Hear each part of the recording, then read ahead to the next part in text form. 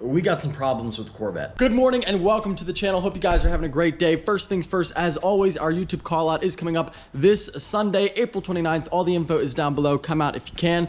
And yeah, the problems with the Corvette. Well, number one, we have a flat tire. I may or may not have been messing around in Mexico. Suddenly, I noticed my tire pressure dropping, and it would appear as though the tire has a small hole in it. Now, I find that to be really bad. I mean, how could I already, with only 2,200 miles on the car, need new rear tires? It's definitely not my fault.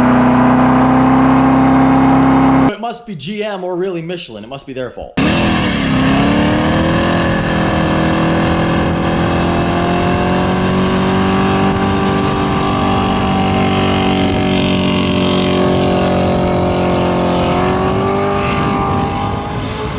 This one is entirely my fault, but luckily I already have new tires here, overnighted from Summit Racing, so we are going to take these off, throw them in the back of the truck, go get the new tires put on, bring them back, put them back on the car. Now, the second problem is unfortunately not such a quick fix, but it's also not my fault, and that is the front splitter. Now, you guys may remember that a little while ago, we did a wash on the car at RPM, and we did get some soapy water behind the X-Bell. Shane laid the X-Bell on the splitter. It was a custom job, and you can see like up here, he didn't have a chance to cut that out yet. Basically, because I just drive the car so much, like I don't have time to let it sit for hours at Shane's or like a couple days. I've been doing too much with it. Basically, it was a situation like that where water got behind it, soapy water, and ruined the adhesive, and we had to redo it. So that was the original plan, but unfortunately the carbon fiber splitter that I had on the car failed. That was an issue that I wasn't really gonna necessarily talk about. You know, GM worked with me to get the car. It's the only manual one, VIN number 4. They work with an aftermarket supplier for the carbon fiber pieces. Like GM doesn't make this. They don't make this. They don't make the vents. They don't make anything carbon fiber on the car. They all, for everything they use an aftermarket supplier. Not aftermarket, but they use a different company. So my splitter had a carbon fiber failure where literally it was bolted into the bumper like it comes. Now, when it comes off the truck after being delivered from Kentucky, the dealership puts on the splitter and the wing and everything like that, and the side skirts.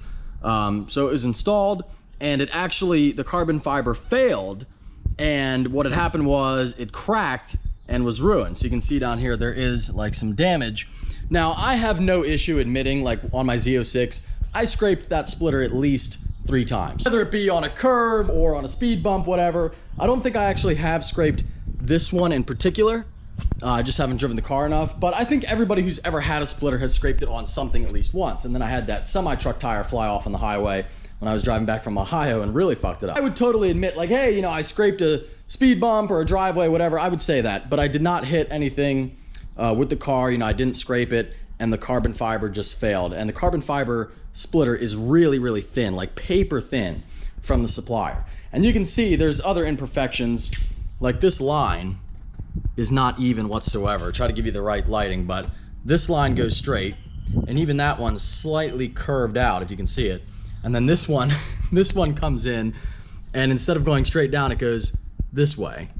And I'm pretty sure you're gonna be able to see that on camera. Like the lines just don't match up on the car. At the same time, this is not a McLaren, it's a Corvette. So you're not paying for the little, you know, perfectionism. This is not something that I really wanted to, you know, go on and on about because it's really not a big deal. It's very minor things, and yeah, you know, it's a problem with the splitter that should be fixed, but you know, the company's doing their best to keep up with production. They can't even keep up with production for the car. So if you're in need of a new one for your existing car like me and a couple of other people I've seen on the forums, you are shit out of luck. There is the real story behind the splitter. And again, you know, I'm not blaming GM. It's not a big deal. You know, it's the aftermarket or the, sorry, I keep saying that, the third party supplier for the carbon fiber, and they are working on getting me a new one. But I couldn't keep just saying like, oh, it needs X-Bell, because then that kind of makes Shane look bad because it's taking him weeks and weeks to do it. Overall though, and I feel bad, like that's one of the reasons why I didn't really want to advertise it, because the car's been 100%, and I've driven it really, I feel like this is the most hard-driven ZR1 out there. It's been on the strip, it's been on the track, 2,200 miles already, and it's been perfect otherwise. So, you know, one little stupid thing that GM doesn't even have control over, and you know, that kind of sucks being a bad mark, but it is what it is. I wouldn't let that stop. I don't think that's gonna deter anyone from buying one. It's just one of the things that you have to realize. All right, now let's take off these wheels.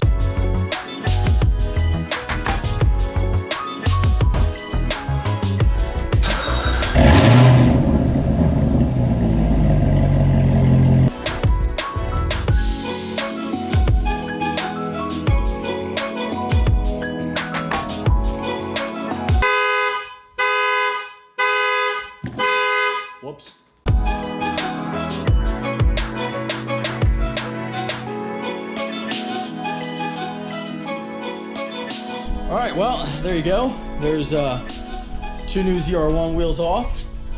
And that's what the exposed carbon ceramic looks like. One other detail, a little quirk of the ZR1 that old Doug wouldn't know about because he didn't review an orange one.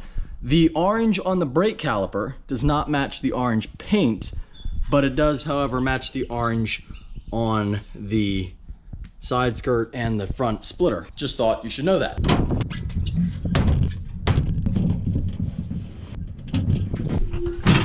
All right, loaded up, ready to go. Look at this guy. Like, I get it, you're biking, but why are you in the middle of the fucking road? Like, I literally can't get around him because there's a car coming. Holy shit. At the same time, I realized the whole thing about, oh, share the road with bikers, but I've never understood why that's a thing. It shouldn't be share the road. The road is for cars. The road is for cars. It's for motor vehicles. I can't drive my car on the sidewalk. I can't drive my car in the grass. I can't do, the only place I can drive my car is the road. You can ride a bike anywhere. You can ride on the sidewalk. You can ride it at a track. It's dangerous for everybody. There's no reason why a bike should be on the road. Now, if you're using it for transportation, that's a little bit different. You have to, I get it. For fun, there's no reason why people should be jogging on main roads or biking on main road. It's just dumb. It's dangerous for you. It's dangerous for the cars. It's dangerous for everybody. Maybe I'm in the minority. I don't know. I feel like the roads weren't built for recreation. All right, I'm sorry, the rant's over, I'm in a good mood. You know what, he's out having fun on his bike, God bless him. We're here back at Tire Mart, as always, my man Justin, always taking care of me. Everyone's gonna know you by now. They're gonna know you by name. They knew me on the phone. I was like, yeah, this is Mike calling for Justin. They're like, oh, okay, come drop him off. He's gonna go ahead and mount the new tires on the ZR1 wheels, and we should be good to go shortly. Justin's a great dude for sure. He's put, oh my God, by now, probably 9 or 10 sets of tires on Corvette wheels and everything else. And I'm gonna be bringing the McLaren here, probably tonight actually. Might not vlog that, probably won't have time, but I'll be bringing that here for the drag radio install. So yeah, definitely check out him and the guys at Tire Mart if you need anything done for your vehicle. It's why I'm always here. While my tires are getting done, we're picking up the Bulldogs. We got the tires and wheels back. Let's mount them up. Sorry for this vlog being a little bit jumbled. I'm running around doing all kinds of shit. This is all prep for the call out. Like this same exact thing happened in October. The 2 vlogs before the call out, I was just running around. It was a total mess. We're getting shit done.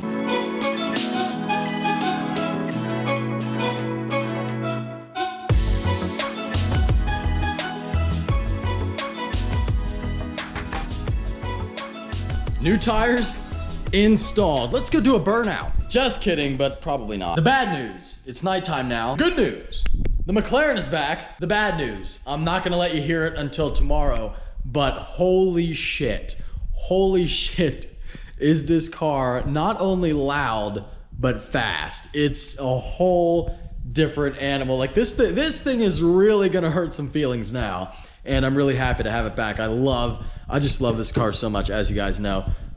It was hard to be without it for like a week, and many more track days to come. Also have drag radials on the way, which should be here tomorrow. So again, tomorrow gonna be another busy day, getting tires on this car, getting everything else organized. The Z06 is sitting outside, by the way. It's a sad day when a Z06 has to sit outside, but it's currently the least valuable vehicle I own that can fit in a garage. The Duramax would be in here if I could put it in here.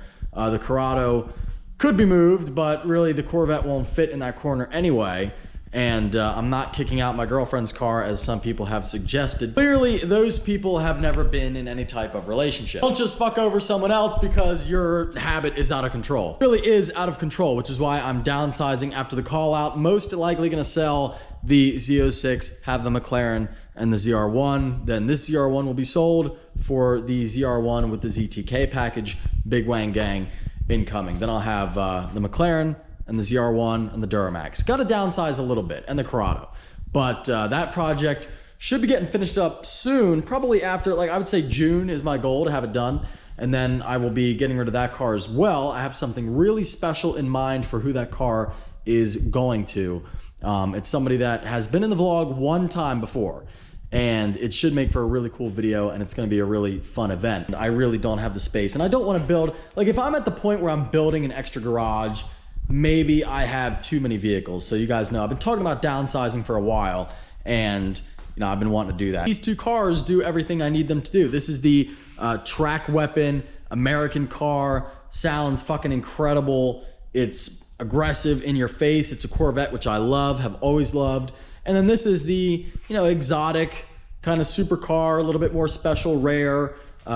It's always an event when you go somewhere with it. So they're both really good at what they do, and they're both different in their own way. With that being said, I hope that you enjoyed this upload. If you are stopping in for the first time, please subscribe. Take care. Have a great day. A lot louder than our photos.